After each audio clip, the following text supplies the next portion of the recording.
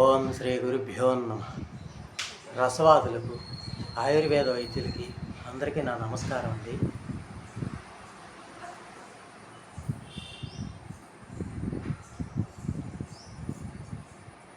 ఒక మిత్రుడు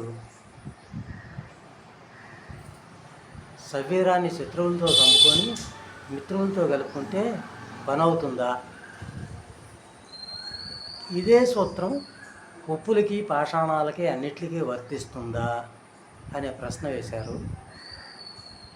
శరీరాన్ని శత్రువులతో చంపుకోమని కాదండి, అక్కడ శత్రువులను చంపి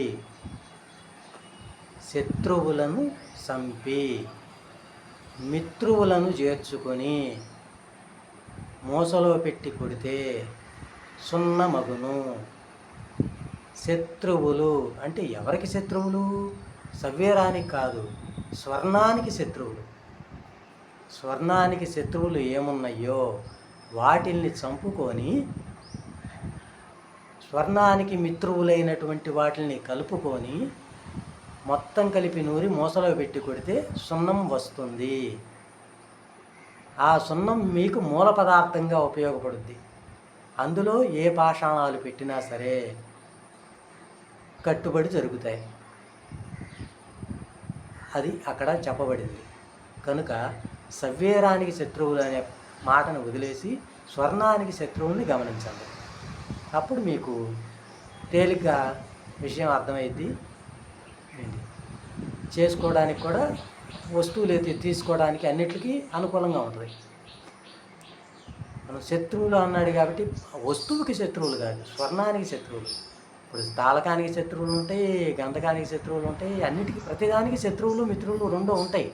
కానీ మనం కావాల్సిన వస్తువులకి శత్రువులు మిత్రువులు కాదు, బంగారానికి శత్రువులు మిత్రువులు అయినటువంటి వాటిని విభజించుకోవాలి. తీసుకొని అప్పుడు ముందుగా శత్రువులు ఏ ఉంటాయో వాటిని చంపుకోవాలి. ఆ తర్వాత మిత్రువుల్ని వాటిని కలిపేసుకుంటే సరిపోతుంది. వీటిని చంపాల్సిన అవసరం లేదు. ఆ చనిపోయిన వాటికి వీటిని కలిపేసుకొని నూరుకొని మూసలో పెట్టుకుంటే అది సున్నం అవుతుంది. ఆ సున్నంలో ఏ పాషాణాలు పెట్టినా కట్టుబడి జరుగుతాయి.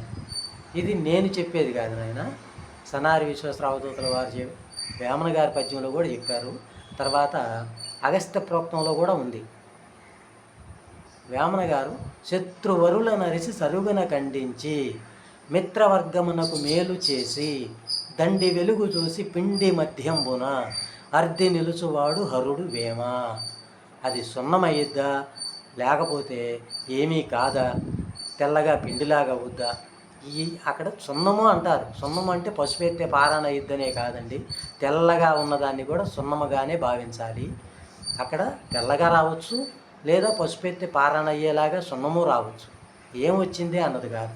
శత్రువుల్ని చంపుకొని మిత్రువుల్ని కలుపుకొని మూసలో పెట్టి కొట్టిన తర్వాత దానిలో పాషాణం పెట్టి పుటాలు వేసుకున్నప్పుడు అది కట్టి వస్తుంది అనేది గురువులు చెప్తున్న మాట. నమస్కారం, సెలవు.